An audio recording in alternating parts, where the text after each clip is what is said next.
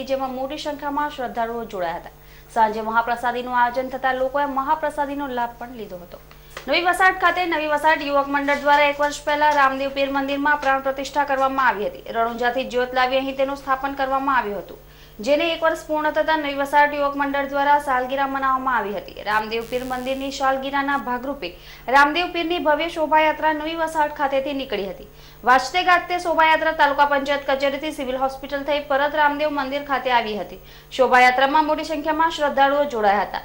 સાંજના સમયે રામદેવ પીર મંદિરે ભંડારાનું આયોજન થતા મોટી સંખ્યામાં લોકોએ મહાપ્રસાદીનો લાભ લીધો હતો.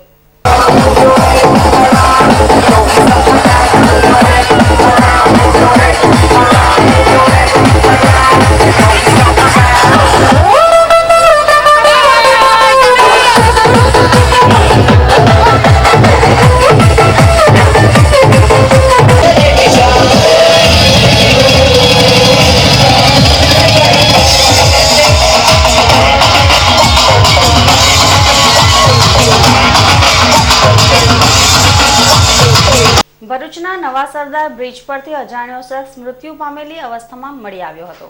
અંદાજે 40 થી 45 વર્ષનો અજાણ્યો શખ્સ નવા સરદાર બ્રિજ પર મૃત્યુ પામેલ અવસ્થામાં પડેલ હોવાની માહિતી મળતા અંકલેશ્વર પોલીસ સરદાર બ્રિજ ખાતે દોડી આવી હતી, જ્યાંથી મજૂર જેવા લાગતા અજાણ્યા શખ્સની લાશ મળી આવતા અંકલેશ્વર પોલીસે લાશનો કબજો મેળવી પોસ્ટમોર્ટમ માટે ભરૂચ સિવિલ હોસ્પિટલ ખાતે રવાના કરી કાયદેસરની કાર્યવાહી હાથ ધરી હતી.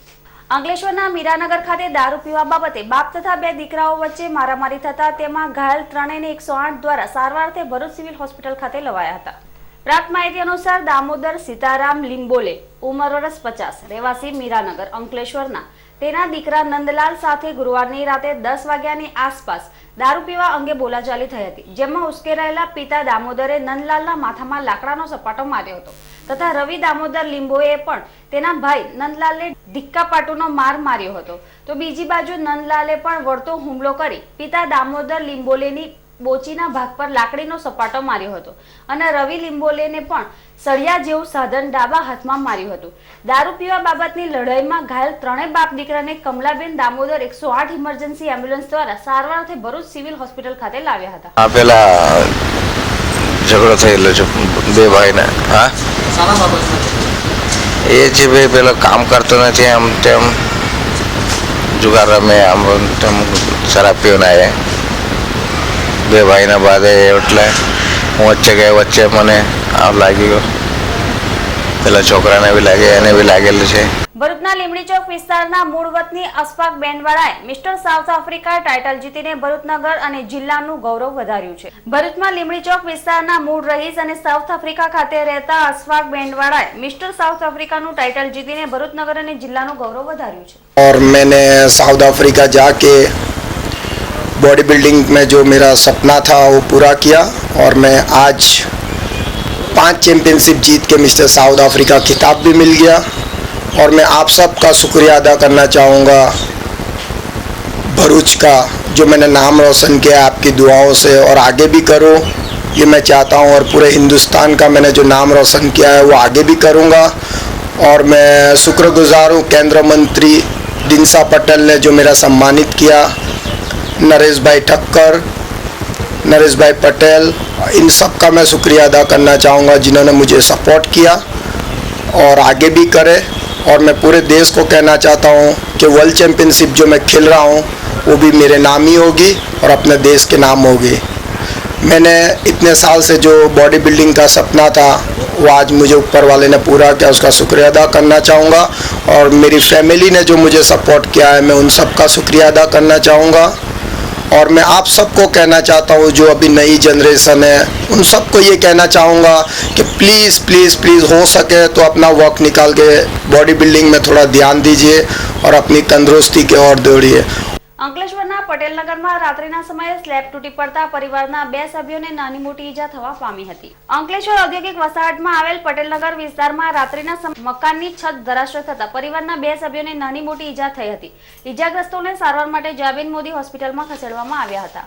ભરૂચના કસક વિસ્તારમાં આવેલ રઘુવીર ટુર્નામેન્ટમાં સાસરિયાઓ દ્વારા યુવાન પરિણીતા પર શારીરિક અને માનસિક ત્રાસ ગુજારાતો હોવાની હકીકત બહાર આવી છે.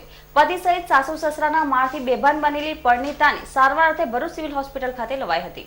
પ્રાપ્ત માહિતી અનુસાર અયોધ્યાનગરના મકાન નંબર 2904માં રહેતા અને સિન્ડિકેટ બેંકમાં નોકરી કરતા કિશોર ભીખાભાઈ કાયસની પુત્રી જીતિક્ષાના લગ્ન ભરૂચમાં જ કસક વિસ્તારમાં નવજીવન સ્કૂલ પાસે રઘુવીર ટુર્નામેન્ટમાં રહેતા અને રેમી મેટલમાં નોકરી કરતા જતીન કિશોરભાઈ કાયસ સાથે થયા હતા.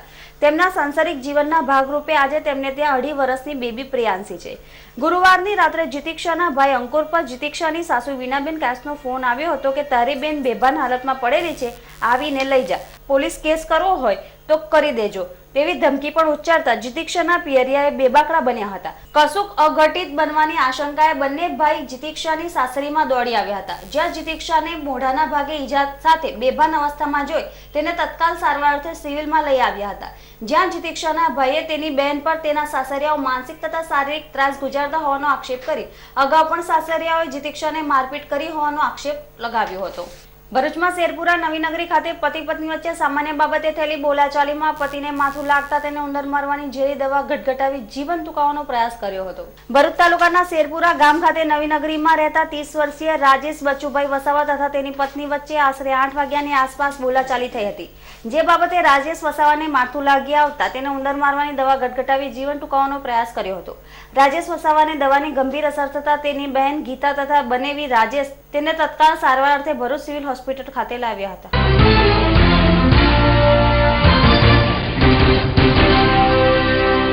દક્ષિણ ગુજરાત વીજ કંપની પ્રાઇવેટ લિમિટેડ એક અખબારી યાદીમાં જણાવે છે કે તારીખ 27/4/2013 ના રોજ સવારના 9 કલાકથી સાંજના 5 કલાક સુધી 22 kV સિવિલ લાઇન ફીડરના ધાબા હેઠળના વિસ્તારો જેવા કે Arbudanagar, Arbudanagar 2, Ashutosh 1, 2, 3, Pushpdhan, Nandini park, Yogini township, Bharatinagar 1, 2, Morarinagar, Bharati row house, Khushbu park, Nariman park, Bandar park, Sherpura waterworks, Yogeshwar Nagar, Shaktinath તેમજ આજુબાજુના વિસ્તારોમાં વીજ પુરવઠો મળી શકશે નહીં. સમારકામ પૂર્ણ થઈ આગોતરી જાણ કર્યા વિના વીજ પુરવઠો પુનઃ પ્રસ્થાપિત કરી આપવામાં આવશે.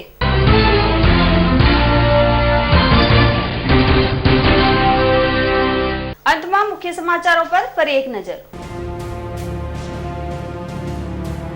ઝઘડિયા તાલુકાના ખર્ચી ગામે મારુતિમાં આવેલા 8 શખ્સોએ ઘરમાં ઘૂસી ઈજા કરી ₹1,55,000ની મત્તાની કરેલી લૂંટ.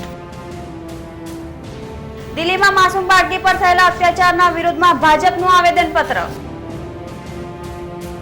અંકલેશ્વર ઉદ્યોગ મંડળની આજે યોજાયેલી રસાકસીભરી ચૂંટણી. આજના સિટી ન્યૂઝ અહીં સમાપ્ત થયા. નવીન સમાચારો સાથે ફરી મળીશું. નમસ્કાર. સિટી ન્યૂઝના પ્રાયોજક હતા ज्वेलर्स दिसंबर 9 से वडोदरा में।